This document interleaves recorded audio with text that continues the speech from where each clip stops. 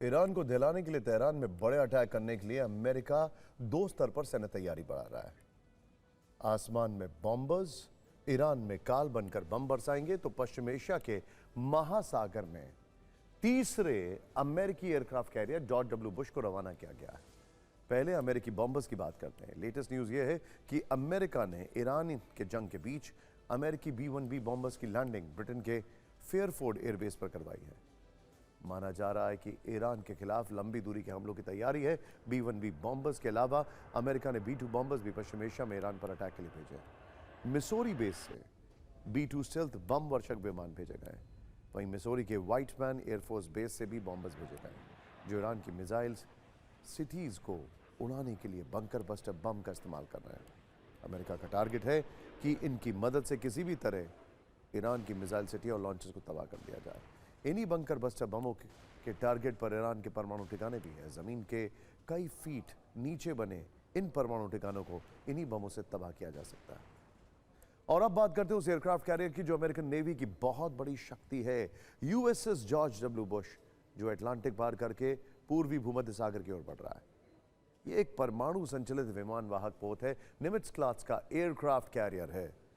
इसका नाम है अमेरिका के 41वें राष्ट्रपति George H. Bush W Bush के नाम पर। 3 फुटबॉल मैदान से भी बड़ा है। 56 किलोमीटर प्रति घंटे की से अधिक की गति से चल सकता है। 70 से ज्यादा लड़ाकू विमान और हेलीकॉप्टर उस पर तैनात हो सकते हैं।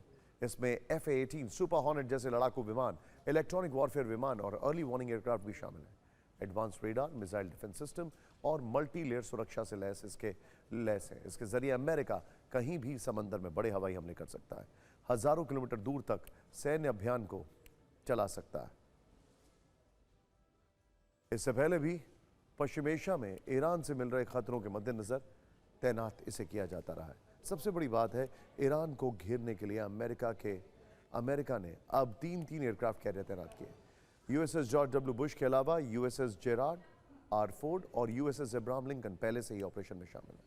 और इस वक्त एक बड़ी खबर आ रही है, please be on stand by. UAE और मनामा में ईरान के हमले शुरू हो चुके हैं। इस वक्त की बड़ी खबर, हमले के बाद UAE मनामा में बज रहे सायरन। इस वक्त की बड़ी खबर, एम्बियंस अब करिए 4060 में दिखाइए इस खबर को। ये देखिए, UAE और मनामा में हमले शुरू हो गए हैं, वहां पर सायरन बज रहे हैं। एक और बड़ी खबर आ रही है, वो ये है कि तेहरान के मेहराबाद एयरपोर्ट पर हमला हुआ। इस वक्त की बड़ी खबर, ये देखिए जरा, US इजराइल ने किया है विध्वंसक हमला। US इजराइल के हमले का वीडियो भी सामने आ गया है। तेहरान के मेहराबाद एयरपोर्ट पर हमला हुआ है।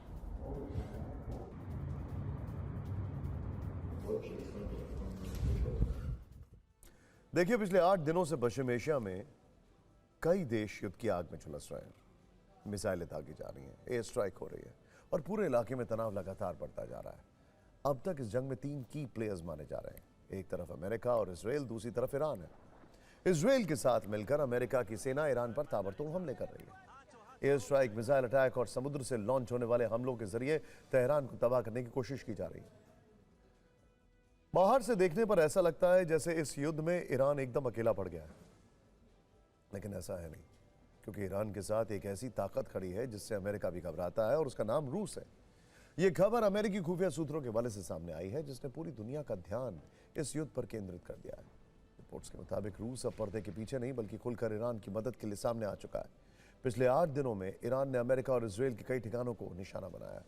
इन हमलों में उसे काफी हद तक कामयाबी भी मिली है, लेकिन दावा किया जा रहा है कि इन हमलों के पीछे सिर्फ ईरान की सैन्य रणनीति नहीं बल्कि रूस की खुफिया मदद भी काम कर रही है।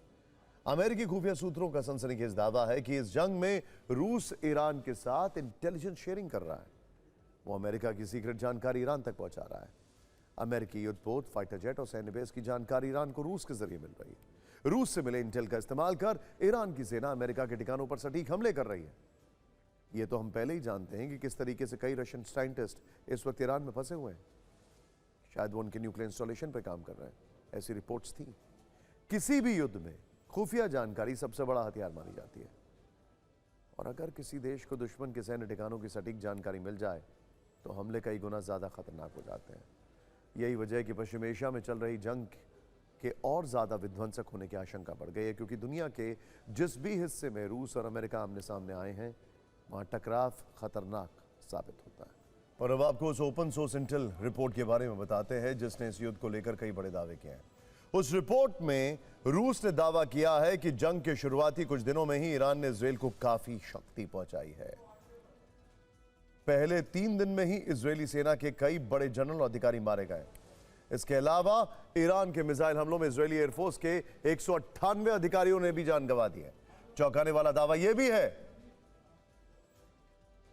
है कि ईरान के हमले में अब तक मोसाद के 32 एजेंट भी मारे जा चुके हैं, जबकि ईरान के भीषण ड्रोन अटैक में इजराइल के 462 सैनिक दम तोड़ चुके हैं।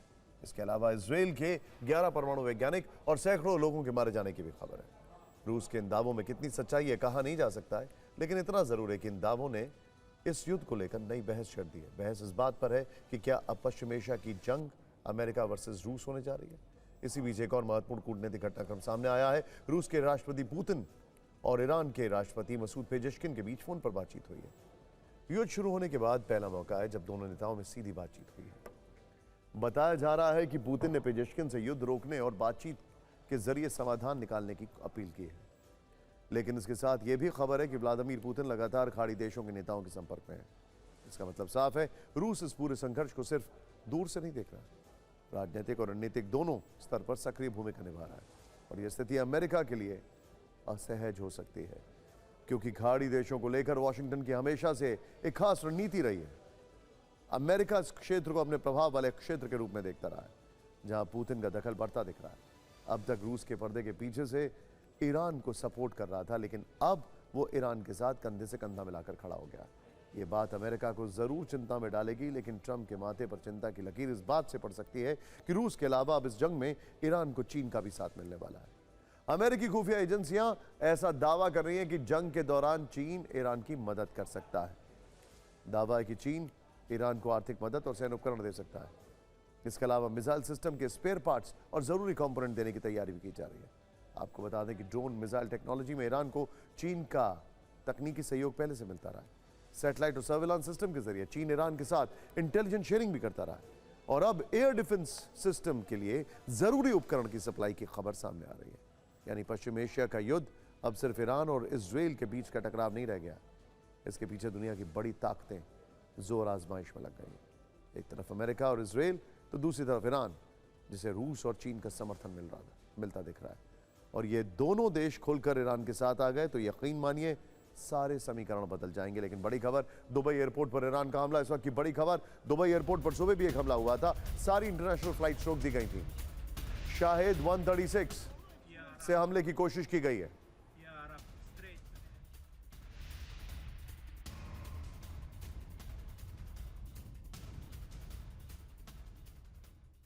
आपको बता दें, दुबई एयरपोर्ट की सारी इंटरनेशनल फ्लाइट्स रोक दी गई थी। ये जो तस्वीर आपने देखी उसके बाद इस वक्त बड़ी खबर आ रही है। ईरान युद्ध पर राष्ट्रपति ट्रंप का बयान, ईरान में हम बुरे लोगों को खत्म कर रहे हैं। अब ये कौन डिसाइड करेगा कौन बुरा है? हमने ईरान का एटॉमिक प्लान खत्म किया है, ट्रंप ने कहा। ये तो उन्होंने पिछले साल भी बोला था, ऑब्लिटरेटेड करके बोला था। ईरान कुछ ही दिनों में एटम बम बनाने वाला था, यह भी इन्होंने पिछली बार बोला था।